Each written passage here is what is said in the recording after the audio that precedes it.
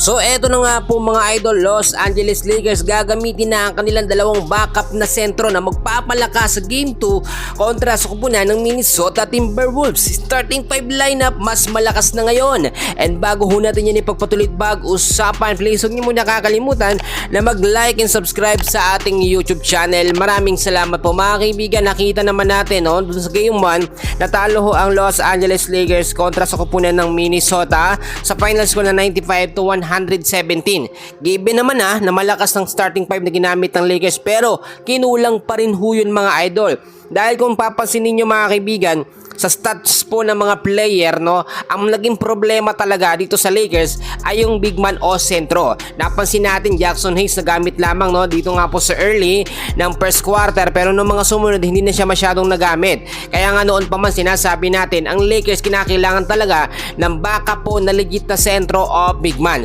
Sa pagkakataong ito mga kaibigan, Jackson Hayes nagkakaroon ng problema dahil nga po sa huling laban nila kontra sa Minnesota, meron lamang siyang 8 minutes, 3 rebounds, merong 1 puntos lamang nagka-problema kasi kaya hindi siya nagamit. Kaya nga po mahalaga na gamitin na ngayon ng Los Angeles Lakers ang kanilang dalawang backup na big man o sentro.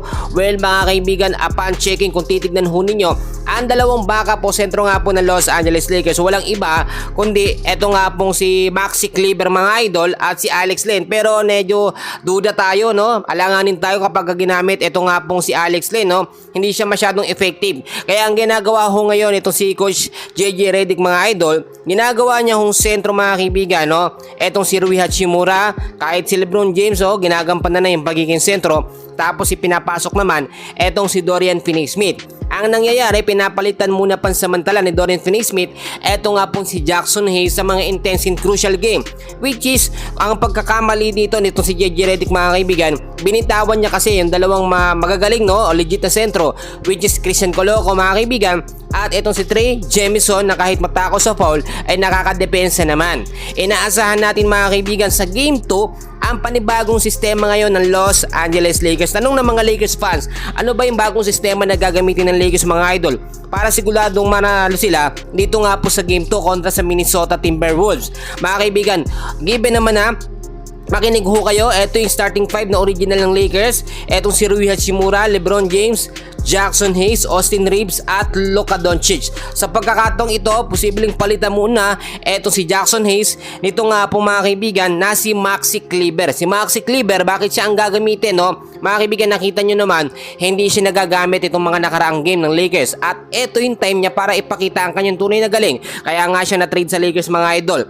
Meron na siyang chemistry dito nga po kay Luka Doncic. So yung sinasabi natin na gamay na nila yung mga kapaan po na kapag meron tayong Luka, meron tayong Maxi Kleber, madali yung makakagalaw sa loob. Dati na yung magkasama sa Dallas Mavericks. Pero yung chemistry naman na meron nga po kay LeBron James, Austin Reeves mga kaibigan, hindi na problema yon dahil nga po magagamay naman na ni Luka na meron pong Maxi Kleber. Sana ho nagigits yung sinasabi ko mga idol. Eto pa mga kaibigan, bukod ho kasi sa sinasabi natin na posibleng hindi makapaglaro o limitado lang maging oras nga po nitong si Jackson Hayes, ay inaasahan din natin magpo-focus nga po sa mga shooting guard ang Los Angeles Lakers. It means magagamit ngayon mga kaibigan ito nga po si Dalton Knecht at mabibigyan ng mahabang playing time. Bukod pa ho dyan, Gabe Vincent mga idol, yung dalawang legit na shooting guard na yan ng Los Angeles Lakers ay ibabaka po mga kaibigan at gagamitin sa second half ng game dito nga po sa magiging Game 2 ng Lakers kontra sa kupunan ng Minnesota Timberwolves.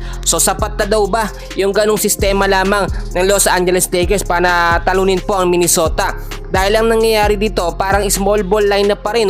Tignan nyo mabuti, aalisin muna, mawawala sa lineup ito nga po si Jackson Hayes, papalitan po muna ni Dorian Finney-Smith. Kapag mga intense and crucial game, gagamitin naman ang dalawang legit na shooting guard, which is Dalton Knecht at Gabe Vincent.